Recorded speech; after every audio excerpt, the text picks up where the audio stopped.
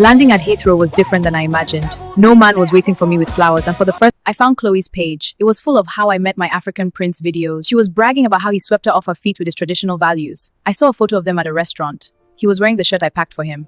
I was scrolling through her wedding photos when I saw a comment from a handle I recognized. Linda, a girl from my old church. She wrote, "Wait, Toby, you told me you were coming back to Nigeria to marry me in December?" My jaw hit the floor. I clicked Linda's profile. She had photos of him too. Same promises, same blue passport dreams. I realized Toby wasn't just a cheater. He was a serial Japa scammer. He had a whole subscription of women funding his life. I sent Linda a DM. "Sis, we need to talk now." Linda and I got on a Zoom call. The tea was boiling. She had sent him money for a car business that didn't exist. We realized he was playing a game of chess and we were the pawns. We weren't crying anymore. We were calculating. I decided to be the bigger person and warn Chloe. I sent her a long email with screenshots of Toby's messages to me and Linda. I told her, "He didn't marry you for love, he married you for a permit. Be careful." Chloe didn't take it well. She blocked me on everything and posted a story. "Some people are so bitter they can't stand to see a black man win. Stop harassing my husband, you obsessed African ex." She even threatened to report me to the local police.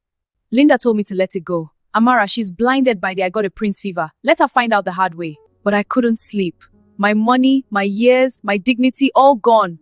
I looked at my bank account, 15,000 naira left. I had hit rock bottom. For a week, I didn't bathe. I stared at the wall. I felt like a failure. Every time I closed my eyes, I saw him dancing with her. I thought about ending it all. But then, I looked at a photo of my mother. She didn't raise a victim. I took the last of my savings and the visa money I had left and bought a high-end sewing machine. I started posting my designs on TikTok. I called my brand The Phoenix. If Toby wanted an American queen, I was going to become a global mogul right here.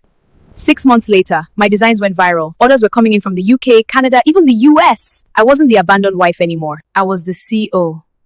I was making more in a week than I used to send Toby in a year.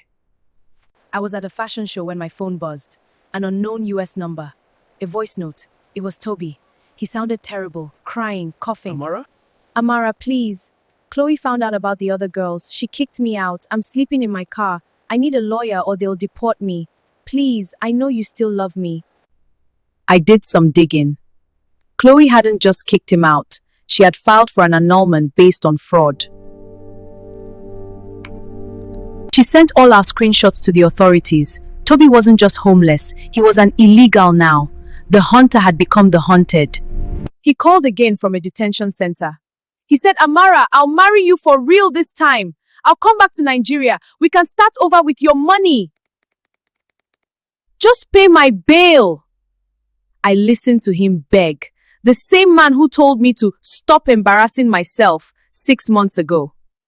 I realized something. He didn't miss me. He missed my bank account. He missed his stepping stone. I felt absolutely nothing for him. No anger, no love, just pity for how small he had become. I didn't say a word. I just took a photo of my business class ticket to London. I was going for a fashion gala. I sent it to him with one sentence. "God is indeed faithful, Toby. Goodbye." I hit delete and block before he could reply.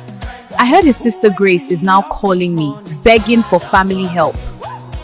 Landing at Heathrow was different than I imagined. No man was waiting for me with flowers, and for the first time, I was okay with that. I was waiting for myself. The air was cold, but my heart was finally warm. I actually saw Grace a few months later at a Nigerian store in London. She looked away, ashamed. I walked up to her, bought her groceries, and said, "Tell Toby I hope he finds peace back home." Then I walked out to my waiting Uber. No drama, just Grace.